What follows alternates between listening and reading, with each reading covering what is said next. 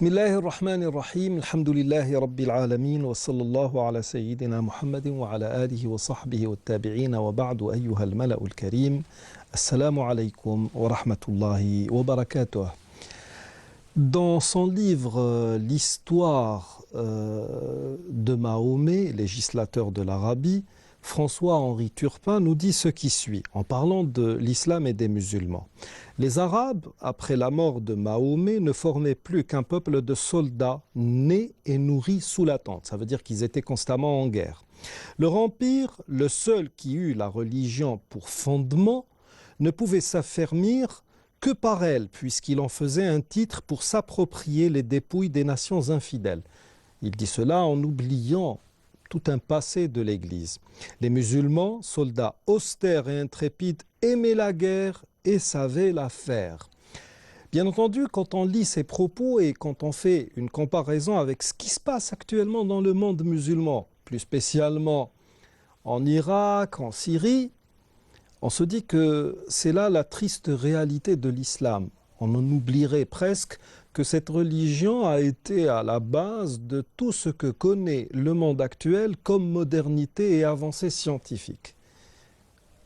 On arrive à occulter tout cela grâce à ce qui s'est dit à un moment donné de l'histoire par des orientalistes et grâce à ce qui se dit actuellement dans les médias lourds.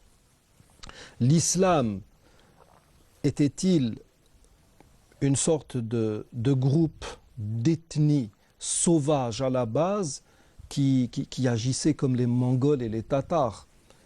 C'est justement de cela que nous allons parler aujourd'hui et nous allons plus précisément parler de l'organisation qui régnait ou qui aurait pu exister à l'époque du prophète alayhi salatu wassalam, et c'est pour cela que nous avons choisi pour titre pour cette émission l'état prophétique. Mohammed sallallahu alayhi wa sallam était-il un prophète qui a assuré en même temps un rôle de chef d'État, de législateur, de dirigeant, de père fondateur, de père spirituel, ou était-ce tout simplement un chef de guerre, un brigand de grand chemin?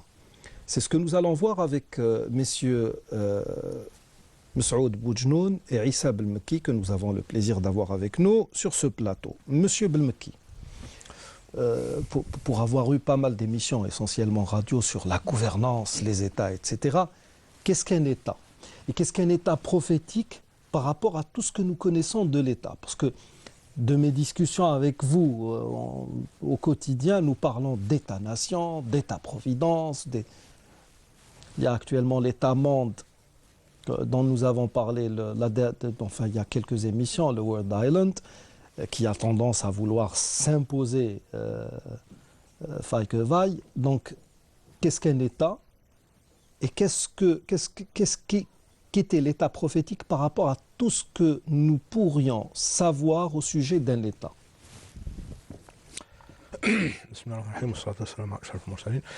Si vous permettez, Ustad Shkat, en guise d'introduction, il faudrait peut-être apporter quelques rectificatifs sur ce que vous venez de citer. Il y a une vision eurocentrique et eurocentriste, parce que ça devient une véritable maladie, une véritable idéologie, du monde arabe et du monde musulman. Attendez, avant même que... Je suis désolé de vous couper, avant même d'aller plus loin. J'ai cité Henri Turpin parce que, bon, c'est des propos virulents et ça donne une vision ou une description de l'islam qui est très proche de celle de Daesh actuellement. On ne peut pas se voiler la face. Daesh est un fait, c'est une réalité. Pour moi, ce ne sont même pas des musulmans. Même si la mosquée Al-Azhar a décidé de ne pas les excommunier pour ne pas faire leur jeu, il n'en demeure pas moins que pour moi, pour ce que je connais de l'islam, ces gens-là ne sont pas musulmans. Et si l'islam était tel que le prône actuellement Daesh, je n'ai que faire de cette religion, honnêtement. Mais l'islam, ça n'est pas du tout ça. Et puis il y a autre chose.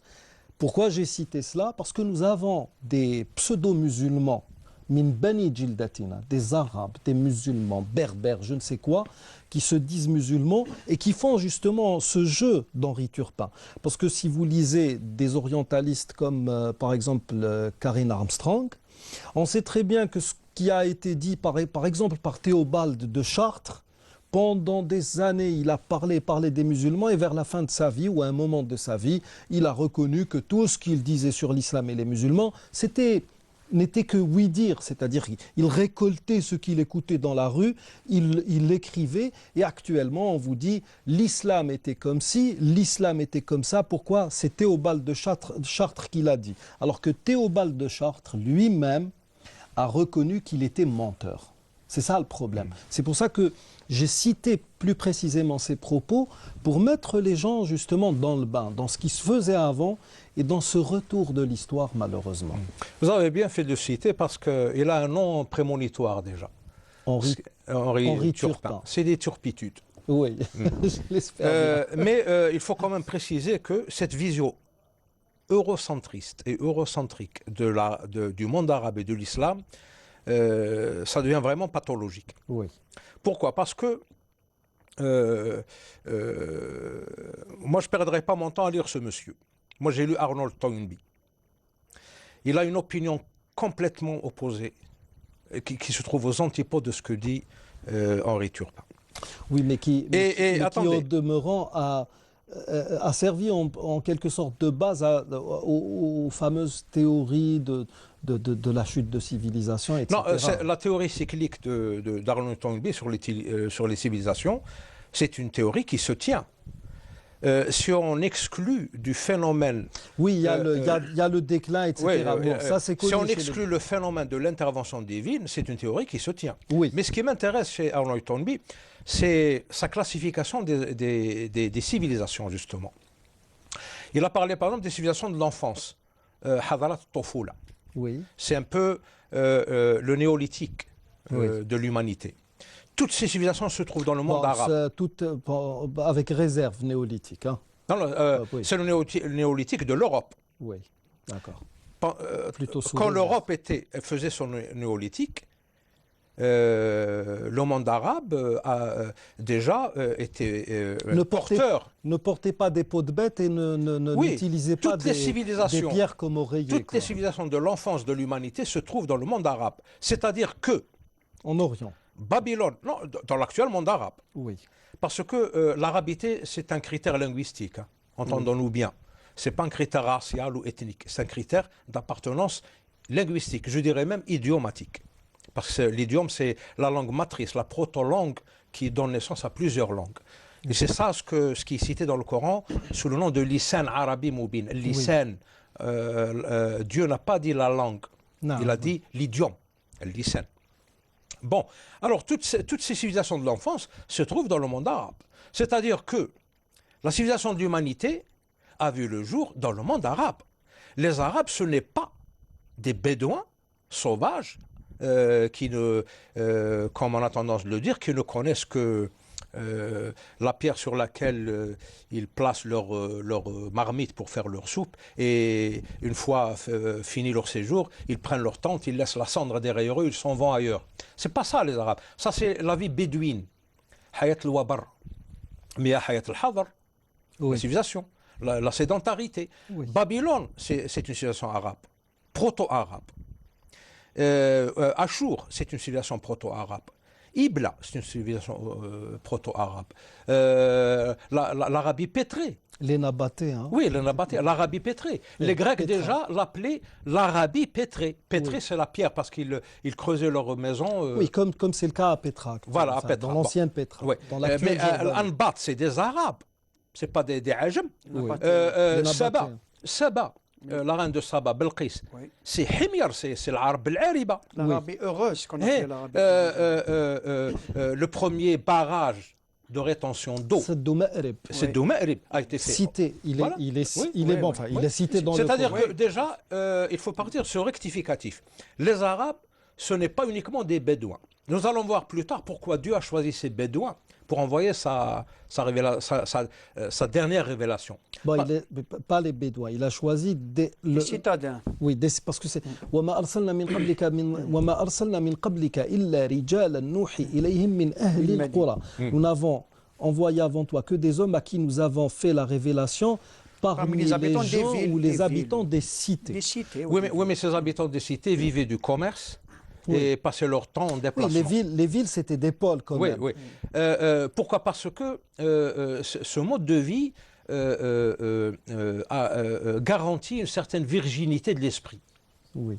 Il n'y a pas de paganisme, il n'y a pas de résidus qui entraveraient la révélation. Fitra, ce qu'on appelle fitra. Fitra, fitra. Voilà. Bon, alors d'abord, les Arabes, ce n'est pas des Bédouins, ce n'est pas des sauvages, c'est des faiseurs de civilisation. Et c'est pour ça que l'Occident veut le détruire.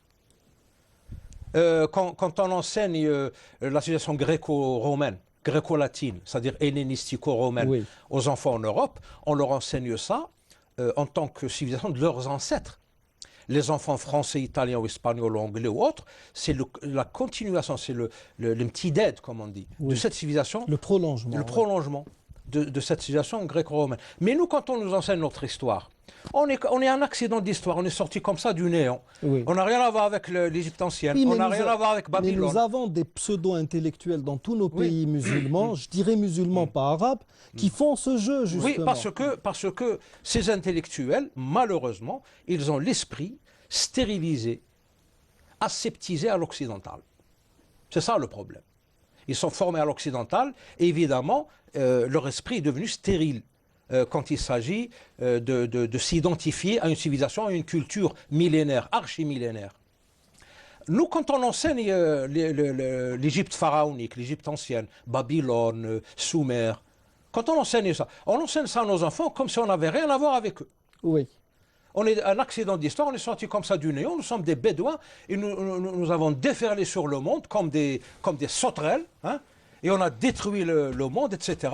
Alors on parle d'occupation arabe, d'empire arabe, mais il n'y a Oui, rien de tout ça. Jusqu'à Il y a rien présent, de tout ça. jusqu'à présent, les Espagnols, quand ils enseignent cette partie de l'histoire andalou-musulmane, et ils ne parlent pas de conquérants ou de je ne sais quoi, ils parlent d'envahisseurs arabes. Oui, mais ils ne parlent pas Alors d'envahisseurs que- romains, alors que- d'envahisseurs oui, vandales, alors que d'envahisseurs sur- byzantins. Pardon, alors que sur les 12 000 combattants qui sont partis avec Tariq ibn Ziyad, il n'y avait que 300 arabes. C'est dire que même les 12 000 berbères, ils avaient assez de maturité pour comprendre que plutôt que d'utiliser une langue vernaculaire à l'époque comme le berbère ou l'amazigh, ils ont utilisé une langue qui se prêtait beaucoup plus à la science et à l'évolution. Oui, mais vu leur origine, les Berbères, c'est des Cananéens. Oui, enfin. Vu leur origine, ils sont porteurs d'arabité. L'arabité, c'est une identité supranationale. Il ne faut pas faire d'amalgame à ce sujet. Bon, ça c'est un autre sujet. De toute façon, on a replacé, on a recadré les choses pour qu'on ne fasse pas d'amalgame quand il s'agit d'arabe ou d'islam. L'islam, c'est une religion, une civilisation, un État qui dérive du mot paix. Silm ou salam. C'est une religion porteuse de paix. Pourquoi on écrit son histoire de cette façon réductrice? On l'a réduit à une invasion, à un empire qui détruit, qui tue, qui ne sait que faire la guerre. Ça, c'est les Romains, les Vandales, les Byzantins, les Français. Les Francs. Ouais. Toutes les périodes de colonisation qu'a connu le monde arabe, c'est l'Occident qui s'en est occupé. Et très bien. Mais pas les Arabes. Ils ont colonisé qui, les Arabes? Allez, citez-moi un seul exemple d'empire ou de colonie arabe. On parle des musulmans. Non, le monsieur, là, le Turpin. Oui, mais attendez, non, mais quand Turpin et bon nombre d'orientalistes, surtout parle des ceux Arabes. Non, mais quand ils parlent des Arabes, ils font ça à dessein, c'est-à-dire que ils ont horreur déjà de parler d'islam et ils ont tendance aussi à... Ils veulent réduire oui, l'islam. parce que réduire justement l'islam à l'arabité a causé beaucoup de tort dans les pays musulmans. C'est ça, Pas oui. uniquement dans les pays... De toute façon, c'est un discours du Maroc. réducteur, c'est Oui. évident. C'est évident. Voilà. Il vaut mieux ne pas tomber dans... que même- Entrons dans le vif du Oui. sujet. Mais il fallait Non, faire mais- cette précision. Oui, parce que même quand on parle de civilisation musulmane, elle est musulmane, elle n'est pas arabe au premier degré. L'arabité n'est qu'un vecteur. Vous savez, Parce que beaucoup de gens ont participé à cette civilisation. Des gens d'origine en arabe. Les Perses, les Les Turcs, Perses, les Turcs, les Berbères. les Berbères. Oui, l'islam en Afrique, c'est les berbères, attention. Oui. Même pour ce qui est d'avoir préservé l'islam, ici je parle de l'Algérie plus Oui. précisément, la préservation de l'islam est due essentiellement à des entités berbères. Oui. pas d'origine arabe, si l'on C'est peut. les Enfin, Almoravides, les Almoravides, les oui. Almohades, Donc etc., etc. maintenant, l'État, on nous présente dans l'histoire, moi parce que quand j'étudie cette histoire, ça fait partie de moi-même, de mes origines. Moi, je ne suis pas coupé justement de cette histoire. Et alors, on nous présente comme un accident. Alors, un État, c'est quoi déjà? Pour savoir s'il y avait justement ce type d'organisation à l'époque du prophète. Ne serait-ce qu'un embryon d'État. D'État. Un la meilleure définition d'un État, c'est la définition de Bertrand Russell. L'État, c'est l'unicité du pouvoir.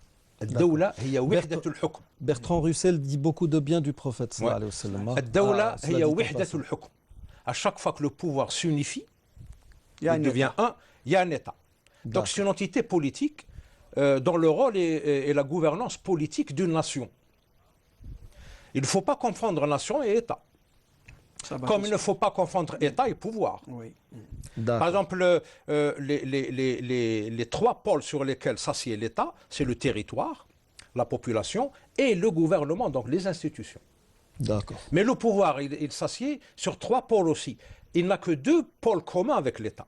Le territoire, la population et les ressources, les richesses, qui s'accaparent le territoire, l'histoire et la culture de la population et les richesses du pays, il a le pouvoir. Voilà. Non, il a le pouvoir.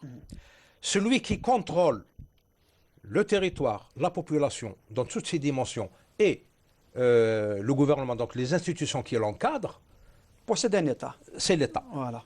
Alors l'État, donc, c'est une entité politique qui sert de contenant à un pouvoir, un gouvernement plutôt, qui exerce le pouvoir selon un système politique donné. Imaginez un peu quand on inverse les choses, quand le pouvoir devient le contenant de l'État. Ça, on appelle ça la capture de l'État. State capture. D'accord. Alors là, si le pouvoir est composé de gens malhonnêtes, alors là, c'est la catastrophe. Donc, Bon. on revient à la fameuse déclaration de Louis XIV, l'État c'est moi. Oui, c'est Louis XIV. l'absolutisme. Voilà. On va venir à Voilà. l'absolutisme monarchique de Voilà. Louis XIV. Alors l'État, il va gérer la nation selon des modèles, des régimes politiques. Donc nous avons l'État monarchique, la dictature, la république, la démocratie, La théocratie. la royauté, la théocratie, quand l'Église menait le jeu, etc. Donc il y a des régimes politiques qui eux-mêmes se subdivisent en des variantes de régimes. Alors, la question de l'Oustaz Chekkat, elle est très pertinente. L'état prophétique, personne n'en a jamais parlé. Oui. Donc, Alors, attendez. qu'est-ce que c'est que cet état prophétique? État prophétique, déjà, moi j'aimerais bien que la chose soit placée par opposition à État-nation et État-providence. Oui. Ce sont les termes qui reviennent le plus. Alors, l'État-nation est un terme assez moderne. Oui. Oui. C'est quand la notion de nation a mûri suffisamment pour donner naissance à cette idée d'État-nation. C'est quoi une nation? Une nation, c'est un groupe de gens, un peuple ou des peuples, qui ont des dénominateurs communs, culturels, civilisationnels, religieux, linguistiques, etc. Alors là, ce peuple, par voie de conséquence, s'identifie dans l'espace et dans le temps. Donc il a une profondeur, il a un passé, un présent, et il planifie un avenir, un futur. C'est ça un État-nation. C'est actuellement, c'est l'image que l'on a de l'Occident tout entier. Europe et Amérique du Nord. Non, l'Europe, c'est ce qu'on appelle un État supranational. C'est un super-État qui est transnational, qui traverse, qui dépasse les frontières nationales. Oui, mais Vous parlez de justement, l'Union européenne ou de l'Union européenne. Oui, mais eux, justement, ils sont en train d'essayer de dépasser cela, ou bien d'enlever tout cela. Ils ont déjà créé leur hyper-État, ils l'ont créé, c'est une trentaine de pays. Oui. Mais là, justement, ça attire l'attention sur un fait, sur la dimension civilisationnelle, justement. Une civilisation, ce n'est pas uniquement la religion. La religion fonde la civilisation, mais sur un matériel humain, c'est-à-dire un héritage structurel, structural plutôt, donc linguistique, philosophique, scientifique, etc., et sur un héritage ethnique. Par exemple, la civilisation occidentale, elle est basée sur l'héritage judéo-chrétien du point de vue spirituel, religieux, Culturel et religieux. l'héritage indo-européen et en particulier l'idiome gréco-latin, donc du point de vue linguistique et Hellénistique. etc. Et l'héritage humain ethnique. Donc c'est toutes ces races qui ont fait la race européenne et qui sont des Indo-Européens. Par exemple, les Doriens qui ont envahi la Grèce et formé la Grèce, c'est des Indo-Européens. Les Iraniens, c'est des Indo-Européens. Oui, les Perses. Les Perses, etc. Bon, alors, donc, ici, notre civilisation, elle n'est pas uniquement religieuse. Elle a ses dimensions linguistiques, l'arabité, qui est un critère linguistique, idiomatique, et ses dimensions ethniques. Parce qu'une langue, comme on en parlait tout à l'heure, elle occupe un territoire par l'intermédiaire de ses locuteurs. Les locuteurs d'une langue occupent un territoire, ils érigent des États, et cette langue que parlent ces locuteurs occupe ce territoire. Pour revenir à l'État. Pardon, c'est important. Alors, j'y viens. Ce clivage linguistique va causer ce qu'on appelle des révélateurs génétiques nouveaux. Parce que le brassage humain, quand il est limité, il y a des révélateurs génétiques qui apparaissent, qui créent des particularismes, etc. Donc c'est ça les aspects culturels et sous-culturels qui apparaissent à l'intérieur d'une civilisation globale. La civilisation musulmane, en fait, c'est une civilisation arabo-musulmane. Mais en contrepartie, il y a une civilisation indo-musulmane, c'est les Mogouls, dans le subcontinent indien. Oui. La civilisation arabo-musulmane, c'est ce côté-ci du Golfe, et la civilisation moghoule, donc indo-musulmane, c'est l'Asie. Donc une civilisation, c'est large, hein. C'est plus large que le sens de l'État. Bien sûr. Bon. Donc l'État, évidemment, il existe sous diverses formes. Mais il y a des dérives de cet État. Quand par exemple l'État se substitue à Dieu, comme c'est le cas par exemple dans l'entité sioniste. C'est des Ashkénazes, des Juifs Ashkénazes athées qui ont créé l'État. Ce qu'on appelle l'État d'Israël. Mais ils ont bien instrumentalisé le c'est-à-dire ils ont remplacé Dieu par l'État d'Israël. Oui. Et c'est pour ça que les gens de confession judaïque, j'aime pas ce mot juif, hein, il est un peu péjoratif et galvaudé. Les gens de confession judaïque qui sont fidèles, Les orthodoxes. les orthodoxes, ils refusent cette idée d'État d'Israël parce que ils leur cachent, ils leur occultent le Dieu unique Yahvé, Yahuwah, qu'ils adorent. Donc, l'État peut dériver et devenir un État-providence. C'est-à-dire, c'est l'État qui nous nourrit, c'est l'État qui nous fait naître, c'est l'État qui nous habille, c'est l'État qui nous instruit. Qui s'occupe Voilà, de nous. c'est l'État-providence. C'est l'État qui nous assure la couverture sociale, etc. Voilà. Donc on devient des citoyens tout sages, etc., à la merci de cet État. Ça, c'est l'État-providence, un peu caricatural, mais c'est ça l'État-providence. Dans un État-nation, le rôle du citoyen est beaucoup plus oui, il est développé. exacerbé. Hein. La citoyenneté dans un État-nation, elle est vraiment exacerbée. Et là, on va en parler de la citoyenneté dans l'État prophétique. Alors maintenant, nous allons revenir à une définition de l'État prophétique. Alors, l'État prophétique, c'est cette organisation sociopolitique qui se fait à l'ombre d'une révélation. Parce qu'il faut faire la différence entre un rasoul, un messager, un prophète, un nabi, et un wali, un rajul salih, un saint homme. Un saint, oui. Un saint. Ces trois catégories d'êtres humains, qui sont un peu les préférés de Dieu, parce qu'il les charge de mission, l'intervention divine se fait différemment d'une catégorie à l'autre.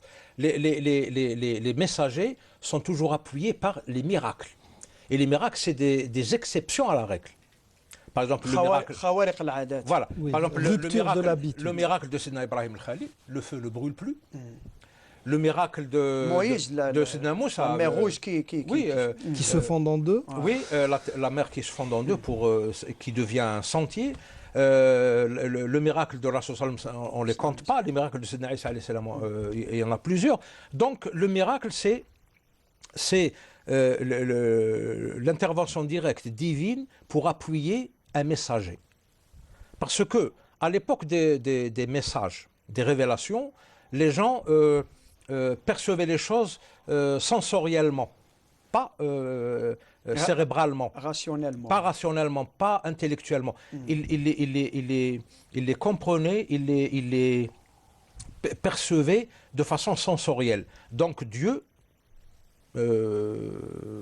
a appuyé ces messagers avec des miracles. Répondez à leur... Voilà. Les prophètes, Dieu les a appuyés avec ce qu'on appelle en arabe al-irhasat. C'est les oracles, les prédictions, les prémonitions, etc. Et les walis, c'est les karamat. Le karamat. C'est le prodiges, on peut généralement, bon, certains auteurs disent faveur divine. Faveur divine, des dons de thaumaturgie. Voilà. Oui, alors, ça s'inscrit dans la thaumaturgie. La plèbe, le prolétarum, comme disaient les latins, c'est-à-dire les gens. Les communs, voilà, les citoyens lambda. Comment les gérer? Surtout que Dieu, dans son plan divin, prévoyait une lieutenance en créant l'être humain. L'istikhlaf. Donc les êtres humains doivent absolument fonder un État conforme aux prescriptions divines. C'est-à-dire un État qui s'intégrerait aux lois cosmiques, qui n'irait pas à l'encontre des lois cosmiques. Et c'est pour ça qu'il a envoyé des prophètes. Donc les prophètes, ils ont laissé des embryons d'État. Et c'est ça l'État prophétique. Où le prophète représentait à la fois le chef de cet État, le magistrat suprême, le chef des armées. Ça ne veut pas dire qu'un prophète c'est belliqueux. Hein. Les prophètes sont souvent sont toujours. Hein. La guerre n'est pas souvent. Elle n'est acceptée qu'en cas de légitime défense. Tout à fait, voilà, tout à fait. Et il n'y a pas de sens hégémonique ou expansionniste au sens de la guerre dans les religions révélées. Le combat, le combat est juste prévu pour se défendre et pour assurer une sécurité relative à cet État pour qu'il puisse se développer et perdurer, bien sûr. Voilà. Donc l'État prophétique, c'est quoi? C'est un État où toutes les institutions, les trois formes de pouvoir, pouvoir militaire, pouvoir politique et pouvoir religieux, se résument et sont symbolisés par une seule personne, c'est le prophète. Et un état prophétique, le prophète est immortel, ne peut pas durer.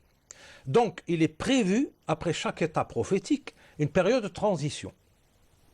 Une si l'on veut. C'est comme la modernité et la postmodernité. Oui. Mais entre la modernité et la postmodernité, il y a une transmodernité. Il y a un état de transition. Et en islam, c'est le khilafa. Le khilafa, c'est quelque chose de très limité dans le temps qui est censé permettre aux musulmans, voilà, Rachida évidemment. D'ailleurs, les hadiths du prophète alayhi salam sont clairs. Il donne même la période exacte que va durer le... Allah il a parlé de umma, de nation avec un L majuscule, donc de nation supranationale.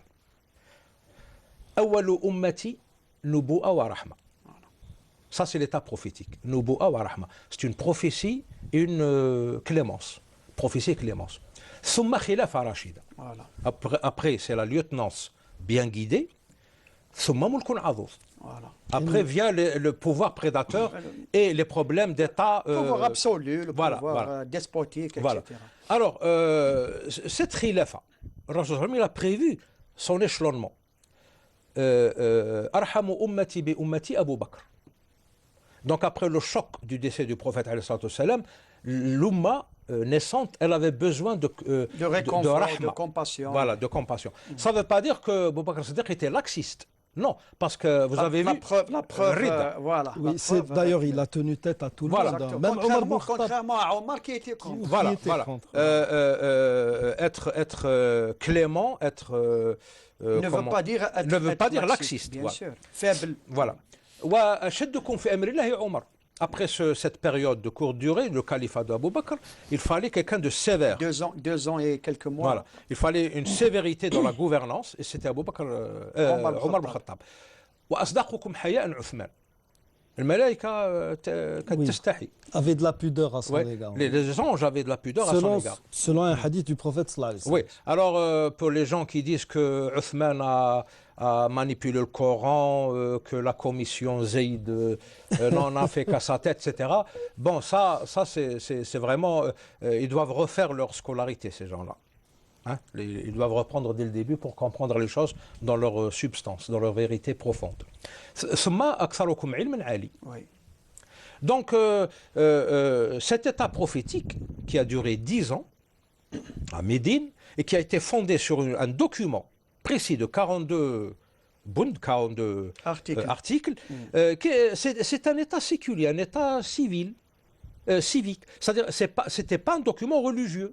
Oui. Alors, la preuve que l'état prophétique a bien existé, ce document fixait le sens du mot citoyenneté moderne. Attendez, parce que là, nous allons justement y revenir. Là, parce qu'on a parlé de nation, donc on doit parler de citoyenneté. De citoyenneté oui. Et d'arguments. Voilà. Maintenant, voilà, à la lumière de tout ce qui a été dit par professeur Belmekki, selon vous, et en toute honnêteté, cet état prophétique a-t-il existé ou pas?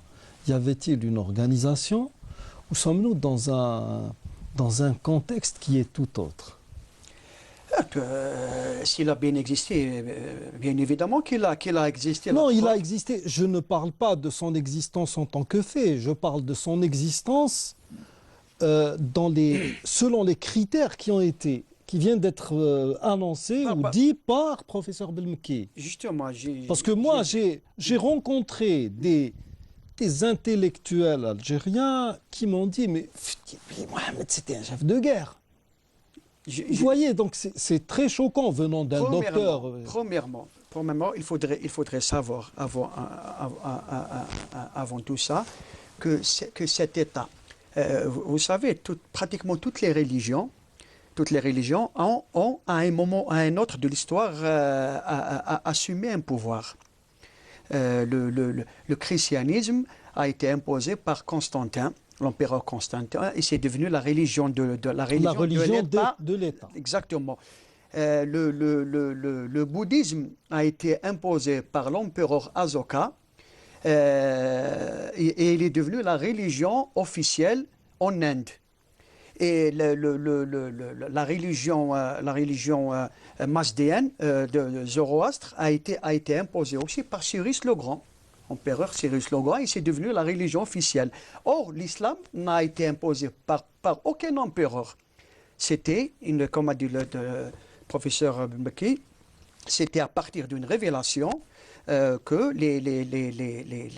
les premières assises de cet État ont commencé à être établis. Et le prophète sallallahu alayhi wa sallam, en tant que prophète, messager, a mis en place ces mécanismes de cet État. Et c'est un État qui a bel et bien existé au sens propre du terme et dans tous les domaines. Par exemple, sur le plan diplomatique, le prophète sallallahu alayhi wa sallam avait envoyé des messages, des émissaires à tous les monarques du monde de l'époque. Coroès, exactement, Héraclius, comment il s'appelle, Muqawqis en Égypte, etc., etc. Donc c'était un État avec ses politique étrangère. Tout à fait, avec sa politique étrangère bien définie. Et aussi, cet État avait une société, avait une politique définie, avait une armée qui défendait cet État. Mais bien sûr, puisque, comme vous savez, par exemple, la première guerre qui a été faite avec les Romains, c'était la bataille de Tabouk. de Mou'ta, avant ça. De Mu'ta. Mou'ta, Oui. c'était justement cette bataille avait pour cause des Arabes rassanides, qu'on appelait les rassanides, c'était des Rassanides. Romains, c'était des chrétiens, pardon, plutôt, c'était des Arabes chrétiens. Ils étaient allés aux Romains, donc ils ont tué des compagnons du prophète sallallahu alayhi wa sallam, et le prophète sallallahu alayhi wa sallam, justement, pour aller punir ces gens-là, donc il a envoyé une armée, et c'est là où Oui, ils se sont retrouvés à 3000 contre 200 voilà, 000. exactement. Et puis, Moi, ouais, c'était grâce à Khalid bin Walid qui s'était retiré. Ouais. donc cet État avait les caractéristiques d'un État actuel. Alors, ces gens-là qui disent que cet État n'avait pas existé, ces gens-là, ou bien ils sont ignorants, ou bien ils montent à dessein.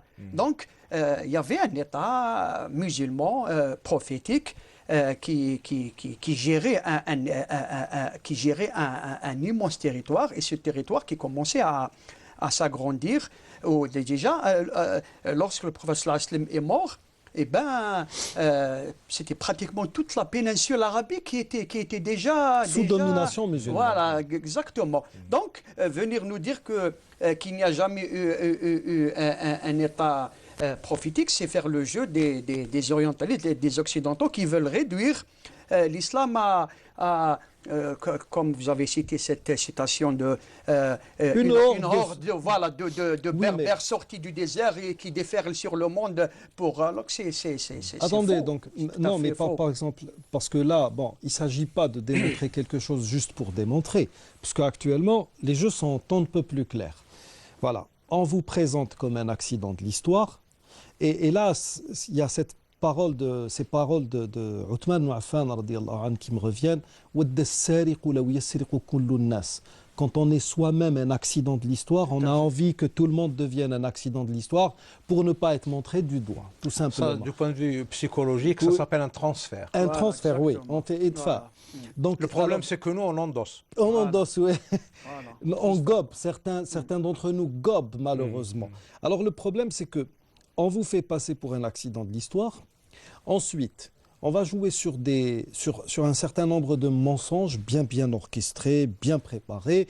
Puis la grande période coloniale devient une action salvatrice, Voilà. carrément.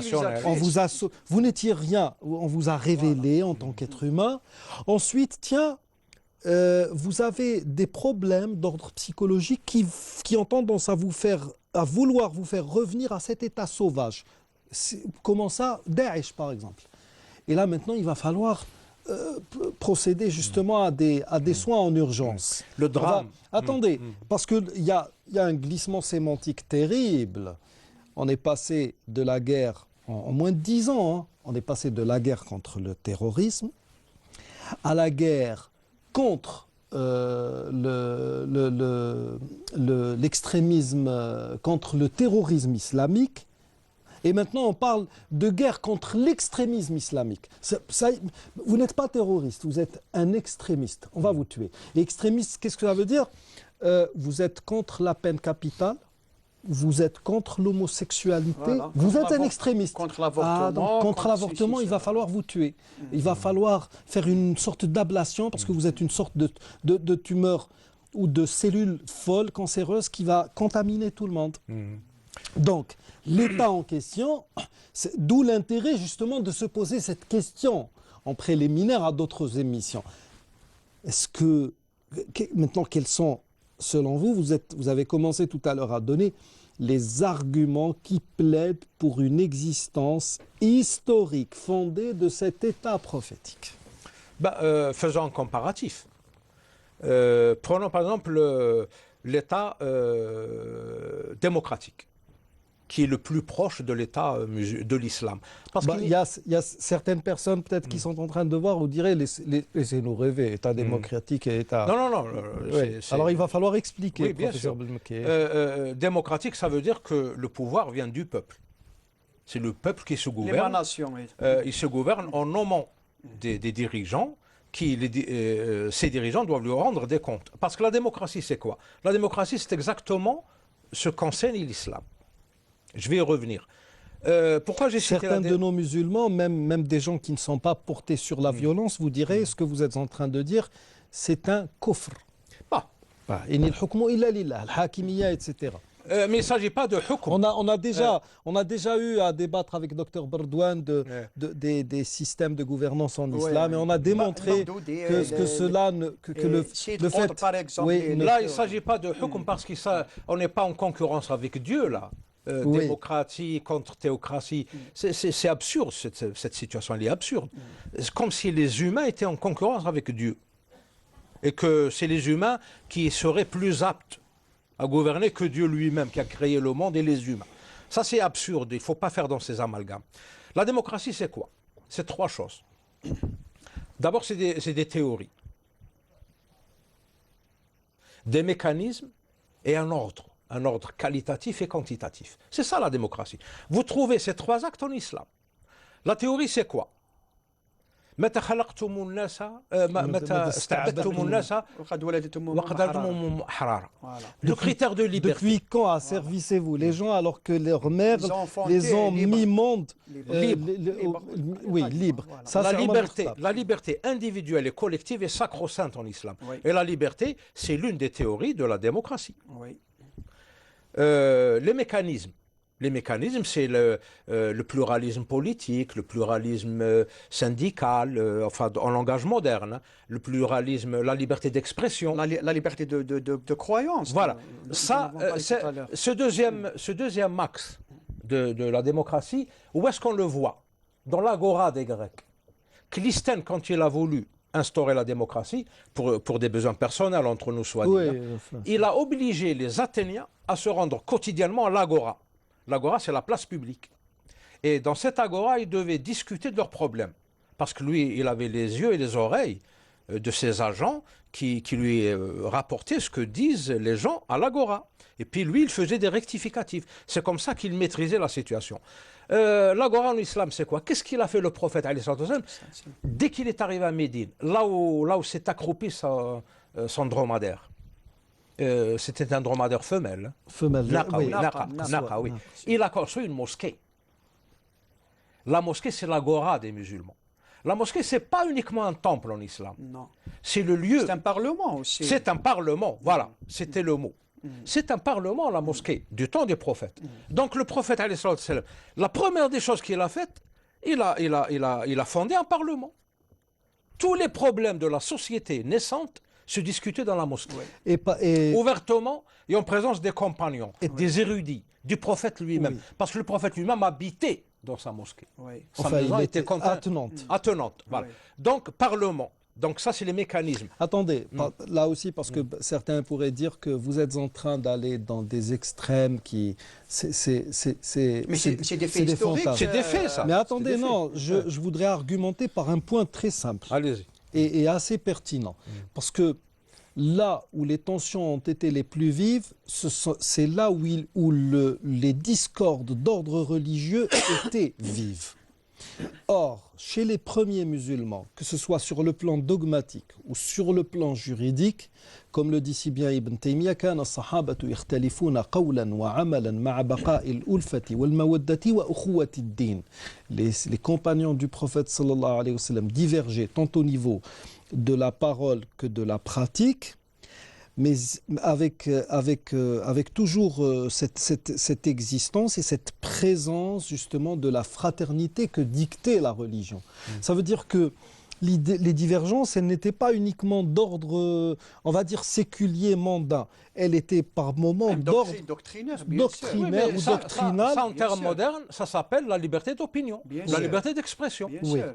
Donc les théories démocratiques se trouvent dans l'islam. C'est la population qui nomme son chef. Le pouvoir ne vient pas d'en haut, mais d'en bas, de dessous. Les mécanismes sont là, la liberté d'expression, le pluralisme, la différence d'opinion. L'exemple de Ibn Taymiyyah est clair. Et l'ordre quantitatif. C'est la majorité qui gouvernait.